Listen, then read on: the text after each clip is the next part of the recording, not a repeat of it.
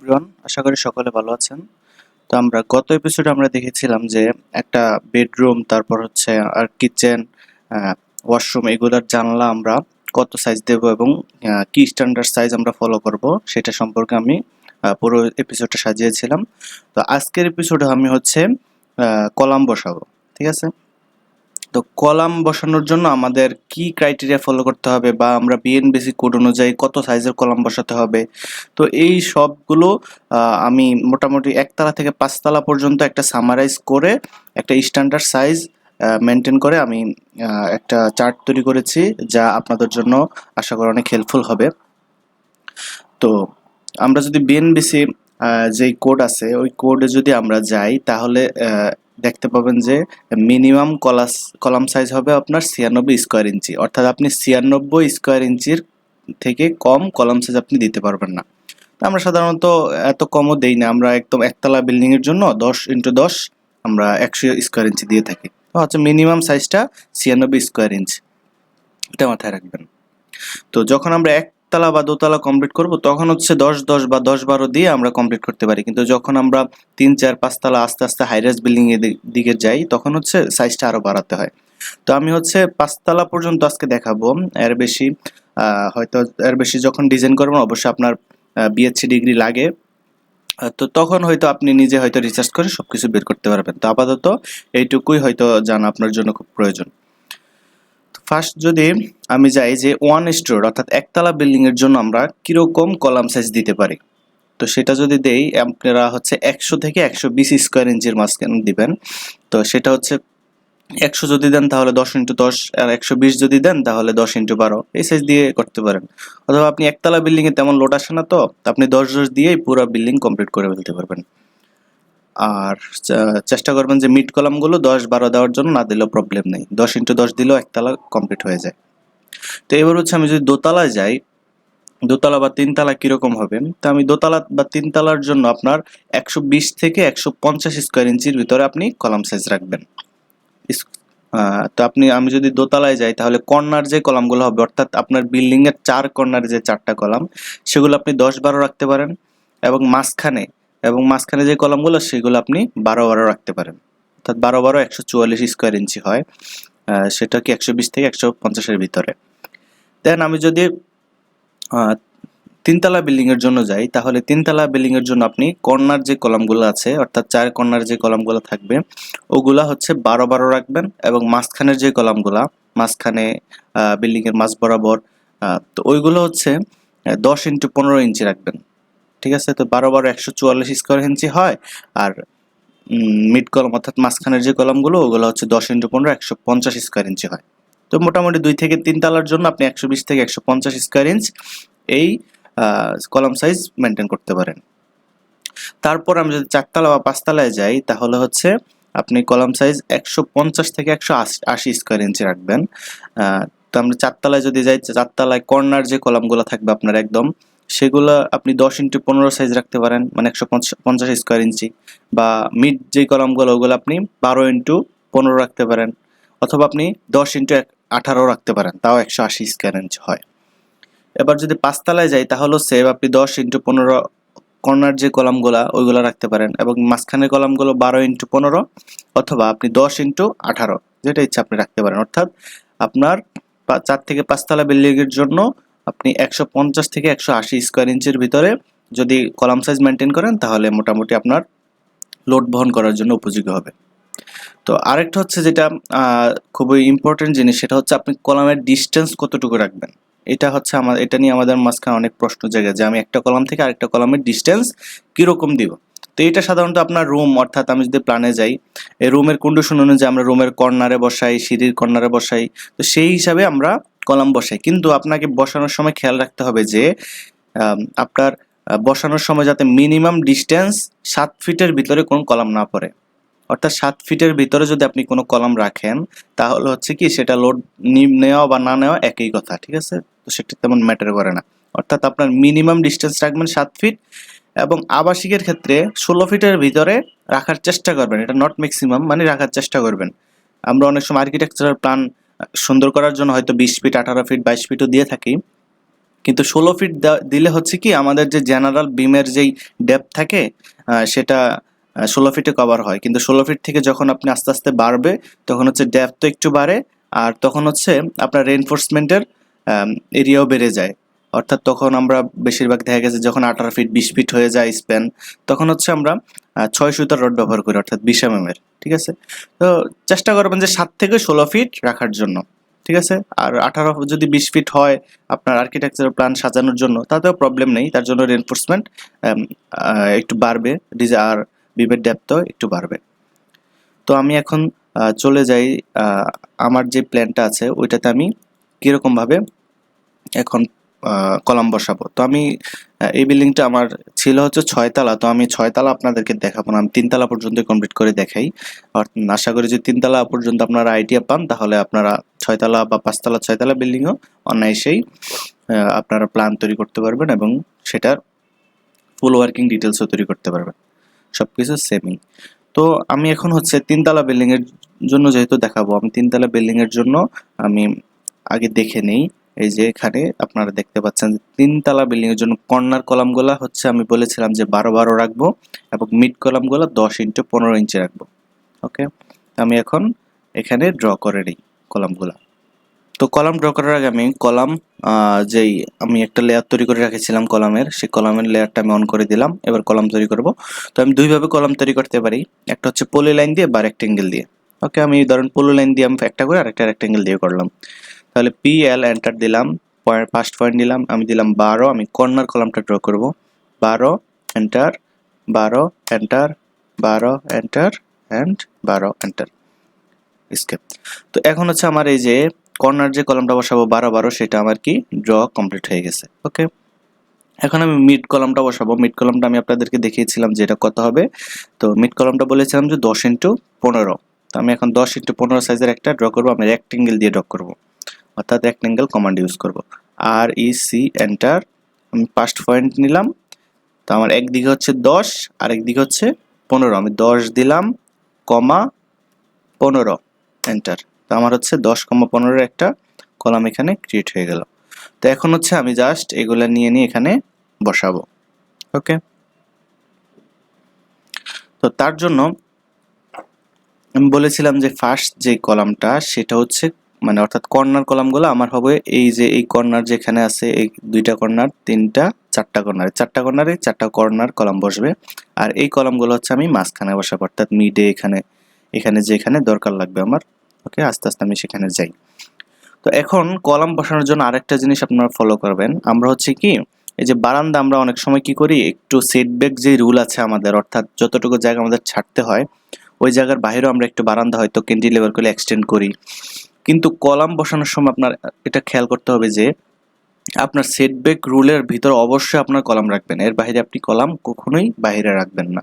ঠিক আছে, অর্থাৎ আমি যে সেটব্যাক রুল হিসেবে এখানে 5 ফিট, চতুর্দিক থেকে 3 ফিট ছাড়ছিলাম, তো ওইটার ভিতরে আপনাকে কলাম অবশ্যই মাস্ট বি রাখতে হবে, এর বাইরে আপনি রাখবেন না। ওকে, তো আমার হচ্ছে সেটব্যাকের যেই লাইনটা ছিল এটা হচ্ছে এই যে এই লাইনটা, আমি এই বরাবর একটা কলাম দেব কর্নারে, এটা সিলেক্ট করলাম, কপি দিলাম, এই যেটা এখানে বেস পয়েন্ট নিয়ে আমি এখানে নিয়ে বসিয়ে দিলাম। ওকে, এখন হচ্ছে আমার সেম ভাবে হচ্ছে এই পাশে আরেকটা কলাম বসানোর দরকার, আমি এটা এখানে রাখি আপাতত। ওকে, তো এটাকে আমি আবার সিলেক্ট করলাম, CO কপি, আমি একসাথে আমি হচ্ছে একবার টুলবারের কাজও করি, আমি শর্ট কমান্ডগুলো বলি যাতে আপনারা শর্ট কমান্ডগুলো সাথে সাথে শিখতে পারেন, তাহলে আপনি কাজ করার যে স্পিডটা সেটা আপনার বেড়ে যাবে। সিলেক্ট পয়েন্ট আমি এখানে বসাবো, এখানে আমি বসিয়ে দিলাম। ওকে, এটা আমার লাগতেছে না, এটা আমি ডিলিট করে দিই। আমার কর্নার যে কুইটা কলাম এটা আমি বসিয়ে দিলাম। এখন এই কর্নারও আপনারা হচ্ছে ম্যানুয়ালি বসাতে পারেন, আমি বসাচ্ছি না কারণ আমি এক সাইড ফুল কমপ্লিট করে আমি এটাকে মিরর করে দেব, তাহলে আমার এই সাইডটাও কমপ্লিট হয়ে যাবে, এতে কাজ করার জন্য সুবিধা হয় আর কি। তো সিঁড়ির জন্য একটা বিল্ডিং এর জন্য হচ্ছে আপনার কর্নার কলামগুলো আগে বসাবেন, তারপরে যেটা দেখতে হবে সেটা হচ্ছে আপনি সিঁড়ির চারপাশে 4টা কলাম বসিয়ে নেবেন। ঠিক আছে, তো এই দুইটা জিনিস হচ্ছে ফার্স্ট আপনাকে করতে হবে। তো আমি হচ্ছে একেবারে সিঁড়ির যে কলামগুলো এগুলো বসাবো, সিলেক্ট করলাম, কপি কমান্ড, আমি বেস পয়েন্ট সিলেক্ট করলাম আর এটাকে এই সোজা নিয়ে এখানে বসিয়ে দিলাম। ওকে, আর আরেকটা আমার এখানে বসানোর দরকার, আমি এটা এখানে রাখলাম, এটাকে আমি সিলেক্ট করলাম, এন্ড কপি দিব, CO, এন্টার, এখানে বসাই দিলাম। ওকে, এটা আমার লাগতেছে না, এটা আমি ডিলিট করে দিলাম। তো এখন হচ্ছে আমি হচ্ছে এই যে সিঁড়িতে যে দুইটা কলাম বসিয়েছিলাম, এই দুইটা কলাম এখন হচ্ছে আমি এখানেও নিয়ে আসবো, এই দুই কর্নারের সিঁড়ির। তো সিলেক্ট করলাম দুইটা কলাম একসাথে, CO, এন্টার, কপি দিলাম এবং এখান থেকে এনে আমি এখানে বসিয়ে দিলাম। ওকে, আমার এখন সিঁড়ি ঘরে কলাম বসানো শেষ। এখন হচ্ছে আমার এই যে এই জায়গাতে কলাম বসানো দরকার। তো এটা বসানোর জন্য আমি বলেছিলাম যে 7 থেকে 16 ফিট ডিস্টেন্স আমি মেনটেন করব। 16 ফিটের বেশিও যদি হয়ে যায় তাতেও প্রবলেম নাই, বাট রাখার চেষ্টা করবেন আপনারা। তো এখন আমি দেখি এখান থেকে এখানে ডিস্টেন্সটা কতটুকু আছে। তো আমি এখান থেকে এখানে ডিস্টেন্সটা মেজার করে দেখলাম যে 12 ফিট 5। তো আমি হচ্ছে এই রুমের কর্নারে একটা কলাম দিব। তার জন্য আমি কলামটা সিলেক্ট করলাম, কপি, যেটা আমি এটাকে একটু রোটেট করে দেই। রোটেট করে দিলে হচ্ছে কি, আপনার যদি বিল্ডিং এর কলামগুলো একটা যদি এক এক দিকে থাকে তাহলে আপনার ওইটা হরিজন্টাল যে লোড আসে ওইটা বেশি প্রভাবিত করতে পারে। তো আপনি কি করবেন, কিছু কলাম দিবেন এভাবে, আবার কিছু কলাম দিবেন এভাবে, ঠিক আছে। আমি এটাকে একটু রোটেট করে দেই, select, RO, enter, base point দিলাম, এটা 90 ডিগ্রি রোটেট করব। ওকে, এখন হচ্ছে আমি এটাকে যদি বসাই এখানে এনে সিলেক্ট, এন্টার মানে মুভ, এন্টার, আমি এটা এখানে আনলাম, বসাই দিলাম। ওকে, আমি আরেকটু এদিকে আনতে যাচ্ছি, সিলেক্ট, এন্টার। ওকে, এখন হচ্ছে আমার এইখানে আমি যদি ডিস্টেন্স মেজার করে দেখি, এখানে হচ্ছে আমার ডিস্টেন্স, এই ডিস্টেন্সটা হচ্ছে আমার 20 ফিট 5 ইঞ্চি। তো এটা হচ্ছে বেশি হয়ে যায়, আমি এখানে দিব না। আমি এটাকে যদি ডিলিট করি, তো এখন হচ্ছে আমি এখানে কলাম বসাবো। তো আমি যদি এখানে আপনারা চেষ্টা করবেন যে প্রত্যেক রুমের কর্নারে কর্নারে কলাম বসানোর জন্য, বা দুইটা রুম বা একটা ওয়াশরুমের পর কলাম বসানোর জন্য। কেন? কারণ হচ্ছে আমি যখন এই যে এখান থেকে আমার বিমটা এদিকে যাবে, তখন এটা যদি আপনার এই যে ওপেন স্পেসের উপর দিয়ে যায় তাহলে দেখতে খারাপ দেখা যাবে, কিন্তু যদি ওয়ালের উপর দিয়ে যায় তাহলে সেটা আর আপনার দেখতে খারাপ লাগবে না। তো এই জন্য আপনারা চেষ্টা করবেন প্রত্যেক রুম, অর্থাৎ যে দিক দিকে দেয়াল যাবে ওই দিক থেকে আপনারা কলাম রাখার জন্য, তাতে হচ্ছে আপনার বিল্ডিং এর যে সৌন্দর্যটা সেটা বেড়ে যাবে। তো আমি হচ্ছে এখন এদিকে আরেকটা কলাম দেব।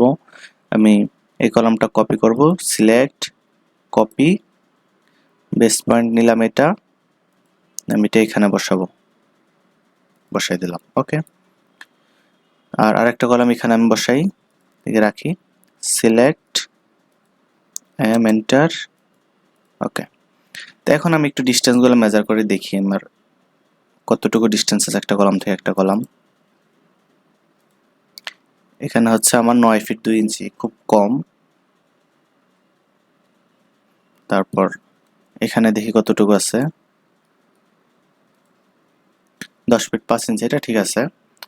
এখন অর্থাৎ এখানে হচ্ছে আমি মিনিমাম হচ্ছে 7 ফিটের ভিতরে যাতে কলাম না পড়ে ওইভাবে বসাইছি। তো আপনারা ওইভাবে চেষ্টা করবেন যে 7 ফিটের ভিতরে যাতে কলাম না বসে, এবং ম্যাক্সিমাম যাতে 16 থেকে 18 ফিট রাখার চেষ্টা করবেন। এর বেশি এখন 5 তলা বিল্ডিং এর জন্য রাখার দরকার নেই আমি মনে করি।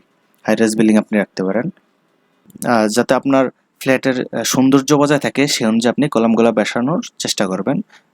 দেন হচ্ছে আমি এই সাইডটা কলাম বসানো কমপ্লিট। এখন দেখেন আমি এখান থেকে এখানে ডিস্টেন্সটা যদি মেজার করে দেখি কত আছে।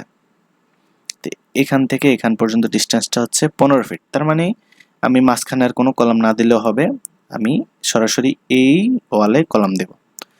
তো এই ওয়ালে আপনি চাইলে এটা সোজাসুজি একটা কলাম দিতে পারেন, এটা সোজাসুজি একটা দিতে পারেন, বা আপনি যদি পুরোটা মেজার করে যদি দেখেন যে একটা কলাম বসালে এখান থেকে এখানে 15 ফিট, এখান থেকে একটা 15 ফিট হয়, তাহলে আমি মাঝখানে একটা কলামই বসাবো। আমি আগে মেজার করে দেখি যে এখান থেকে এখান পর্যন্ত আমার ডিস্টেন্স হচ্ছে 29 ফিট। ওকে, তাহলে কি করব আমি এই মাঝ বরাবর একটা কলাম বসাবো, দেন এখানে একটা কলাম বসাবো, ঠিক আছে।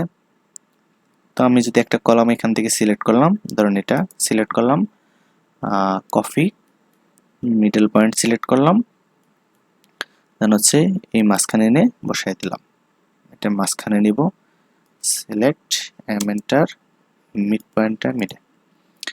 ওকে, এখন দেখেন এখান থেকে এখানে একটা অবশ্যই বিম হবে। এই বিম থেকে এটা কতটুকু ডিস্টেন্স আছে আমি যদি দেখি, 13 ফিট আছে, এনাফ, সুন্দর ডিস্টেন্স আছে। আর আপনি যদি চান তাহলে প্রত্যেকটা এই কলামের সোজাসুজি এখানে একটা কলম বসাইতে পারেন, কিন্তু তখন ডিস্টেন্সটা অনেক ছোট হয়ে যায়। ঠিক আছে, তো আমি যদি এখন এই ডিস্টেন্সে বসাই তাহলে সুন্দরভাবে কভার করে। আমি আরেকটা কলম হচ্ছে এই জায়গাতে বসাবো। আমি এটা সিলেক্ট করলাম, কপি, এটাকে এখান থেকে নিয়ে আমি এখানে এনে বসিয়ে দিলাম। তো আমার মোটামুটি কলাম বসানো প্রায় কমপ্লিট।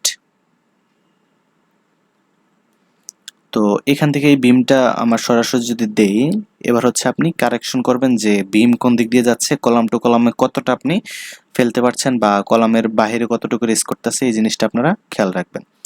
ওকে, এখন এখান থেকে যদি আমরা একটা বিম নেই, এটা এখানে পড়ে, তো আমি যদি এটা চাইলে এই ফ্ল্যাশও নিয়ে আসতে পারি। আর তার জন্য একটা ফ্ল্যাশ লাইন যদি আমি টানি এখান থেকে এখানে, এটা সিলেক্ট করলাম, এন্টার,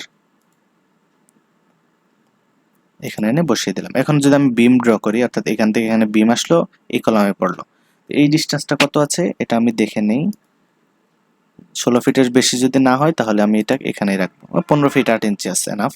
তো হচ্ছে আমি কেন রাখছি এটা, কারণ হচ্ছে এখান থেকে একটা বিম আসবে যাতে এটার উপর পড়ে, সেই সুবিধার্থে আমি এটা এখানে রেখেছি।